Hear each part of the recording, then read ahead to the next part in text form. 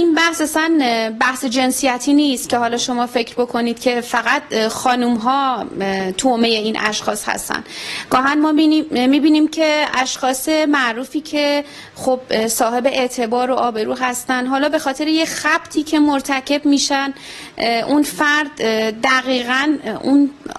به اصطلاح شخص رو انتخاب کرده برای اینکه بتونه اون فیلم یا تصویر اون شخص رو بتونه بعداً استفاده بکنه و اخاذی بکنه. متاسفانه این سایت ها اکثرا مجوزی برای فعالیت ندارن. بارها خود دادستان محترم کشور اومدن و این سایت ها رو غیرقانونی اعلام کردن. متاسفانه افرادی که بیشتر به ما وکلا مراجعه میکنن از 2 مسئله شاکی هستن. یکی بحث سرقت ها و کلاهبرداری هایی که در قالب فروشگاه های مجازی داره اتفاق میفته و یکی هم بحث هتک حرمت و حیثیتی که متاسفانه به خاطر اینکه افراد مراقب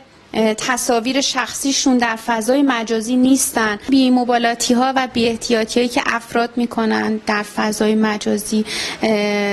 باعث ایجاد سوء تفاهم میشه و همین سوء تفاهم ها هستش که خب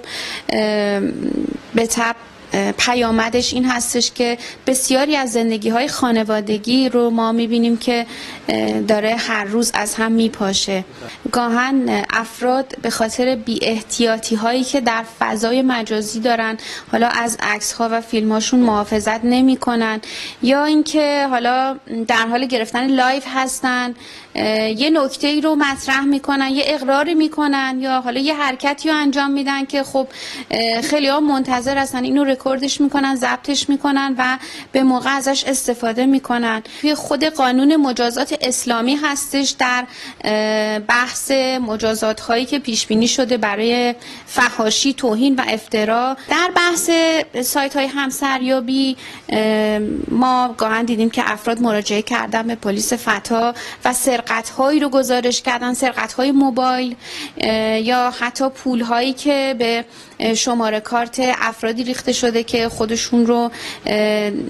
به قصد ازدواج به این افراد نزدیک کردن و اخاذی کردن. ماده 16 و 17 هستش قانون جرم رایانه‌ای که در خصوص